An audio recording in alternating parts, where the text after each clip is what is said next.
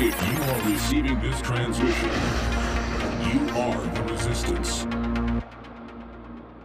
Harrison Smith for Infowars.com. Here I have a clip from the Putin-Trump press conference earlier today. This is a clip specifically about Syria and the conflict going on there, what's going to happen. This is an incredibly informative clip if you know the backstory. So I will be playing this clip and giving you the context you need to know to figure out exactly what is being said here. This is from the prepared remarks of President Putin. Let's roll the clip. Crisis, for instance, Syria. As far as Syria is concerned, the task of establishing peace and reconciliation in this country could be the first showcase example of the successful joint work. Let's pause it there. I don't mean to be pausing it this much, but I think it's important that we really break down exactly what he's saying. He's saying basically the old order, the globalists hated me.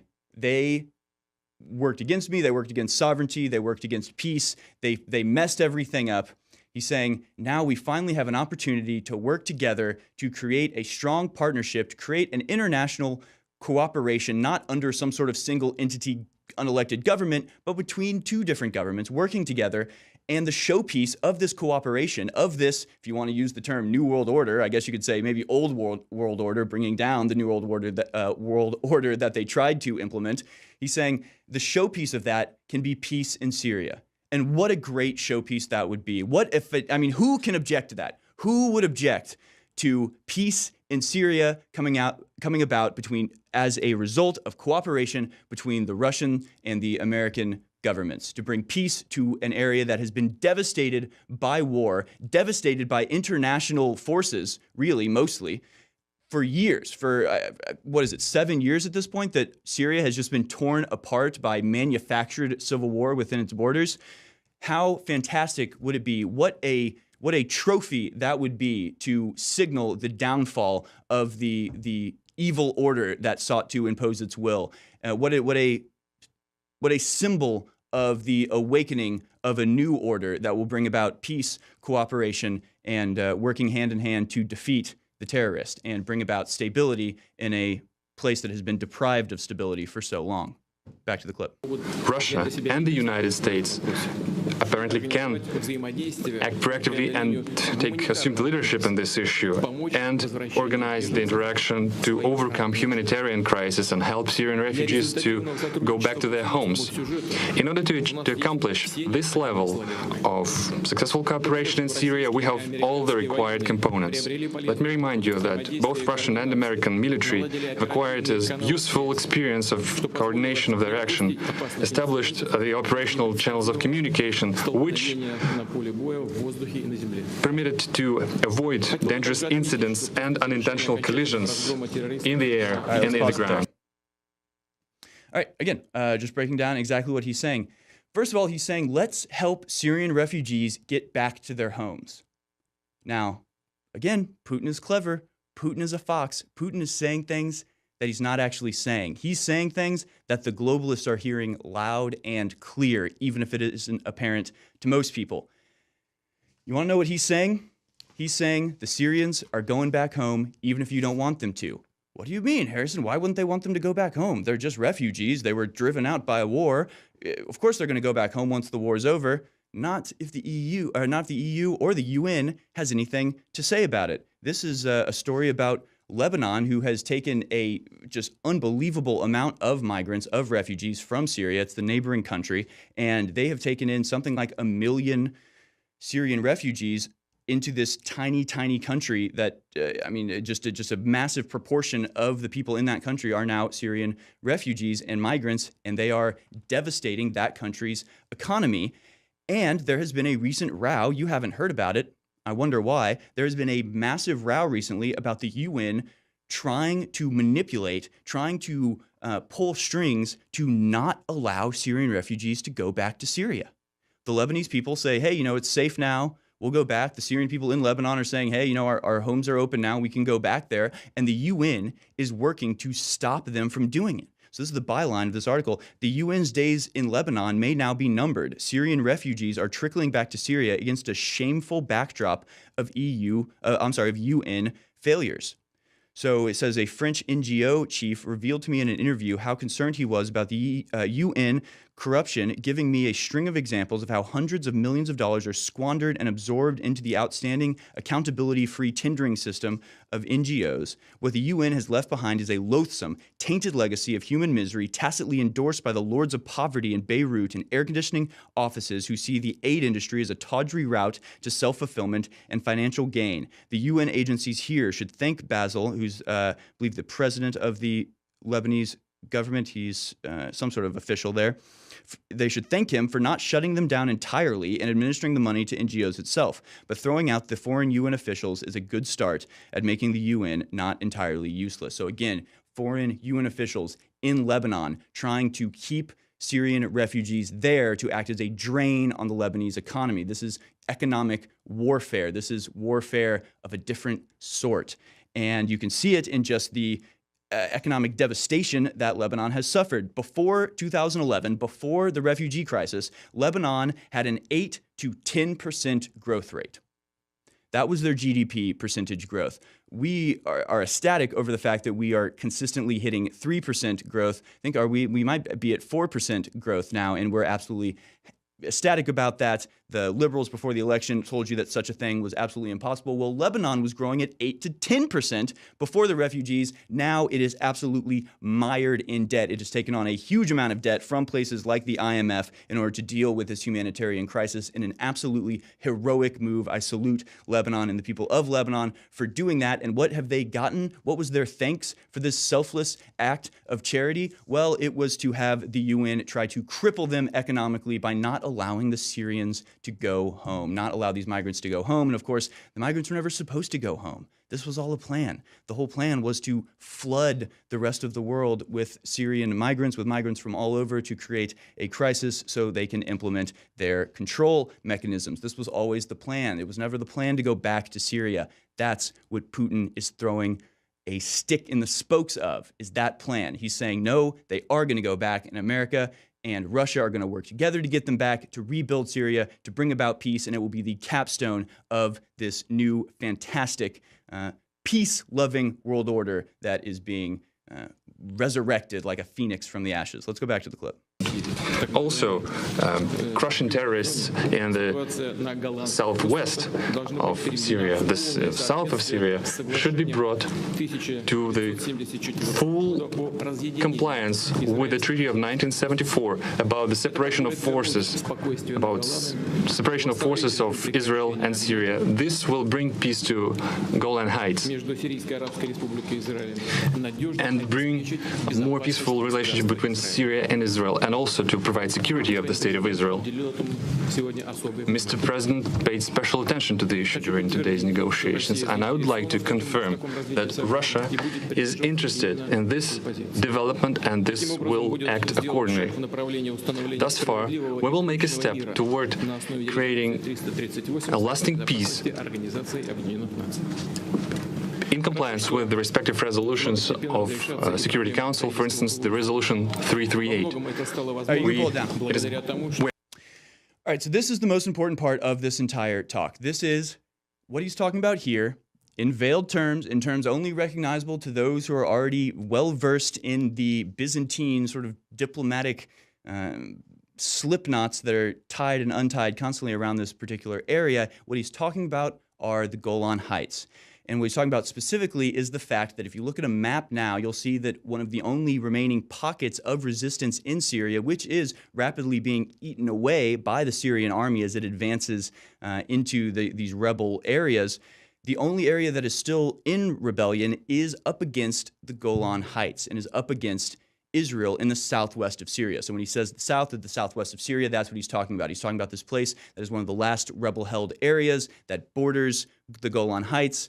That, of course, is right now being occupied by Israel. And basically, he's talking about the fact that those rebel-held lands are slowly being taken back, not even slowly, actually rapidly being taken back day by day by the Syrian forces advancing in that area.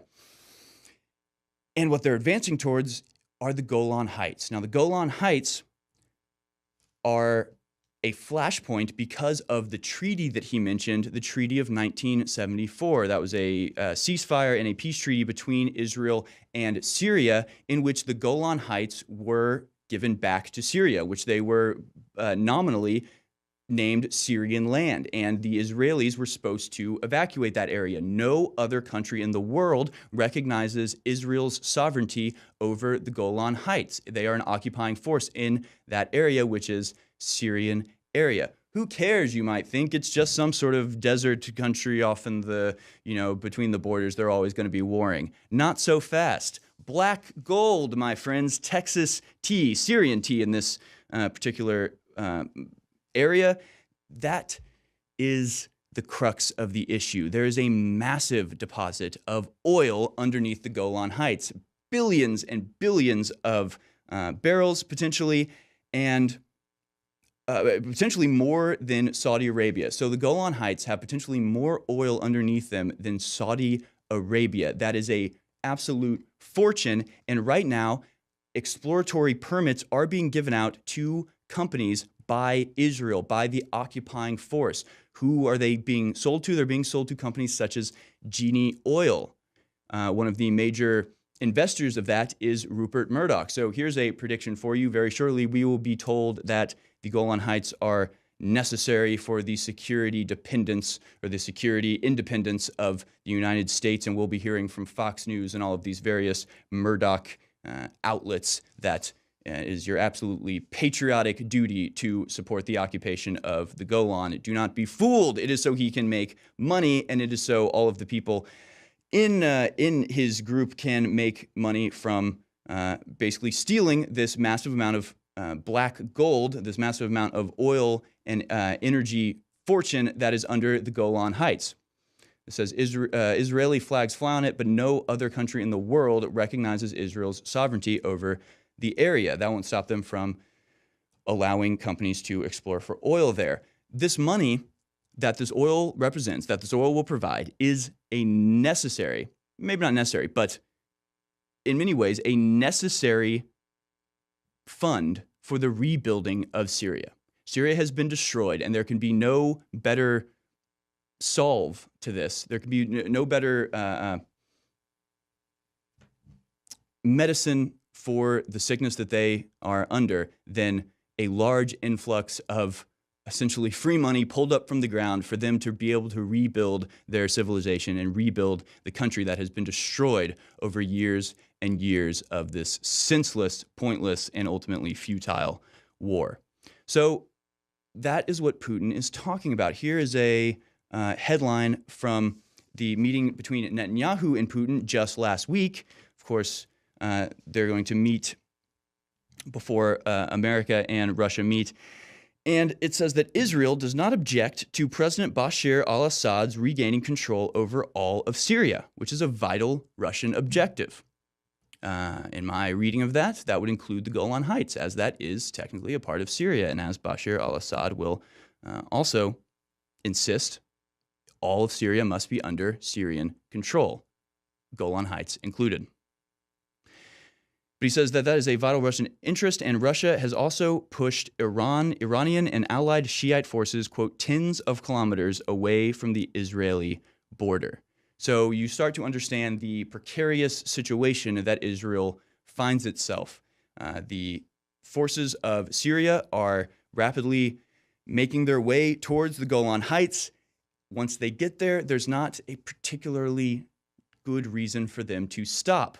That's why Netanyahu is hoping that Putin can exercise some of his influence and get them to keep at least tens of kilometers away from the Israeli border. Israel is not quite arguing from a position of strength here. They are actually under quite a large threat and are hoping to mitigate that threat with help from Russia, essentially saying, you can have all of Syria back here, but we'll stop taking care of ISIS soldiers, I guess. We'll stop funding rebel groups, both of which they do openly and admit that they do. Just, you can have all of Syria. Just don't take us out. Just don't keep going. And that's what Syria's done. Heck, it's the Assyrians. They have been known for millennia for their large land armies and really an unstoppable force, even up until Bashar al-Assad's father, who was, I believe, in charge of Syria at the time of the 1974 peace treaty, of which Israel is in violation. So that is the background between what Putin is saying. So what does that mean? Well, it means that basically Putin's idea, and it sounds like he insinuated that Trump agreed, was that Syria will regain control, potentially of the Golan Heights, and will hopefully use that money to rebuild Syria, and that Putin and Trump will use this rebuilding of Syria as a set piece and as a centerpiece of their new cooperation and of the newfound peace in the region brought about by the cooperation between these two superstates, which have no real reason to be at each other's throats and, in fact, can do a lot of good by working together. So there you go. That was just one little piece of this press conference. There's a lot of information there. There's a lot of context there. There's a lot of background there if you know it. And Putin is one of these people that you need to really listen carefully to what he's saying and not take anything he says at face value, but really try to understand what idea he's trying to get across between the words. You have to read between the lines, because he's not saying everything he's really saying. And the globalists out there know what he's really saying, and they are shaking in their boots. I, however, am gosh darn close to dancing in the streets, because it sounds like things are going incredibly well, and it sounds like we may have peace in Syria in the very near future, which is great news for everybody. For Infowars.com, this has been Harrison Smith.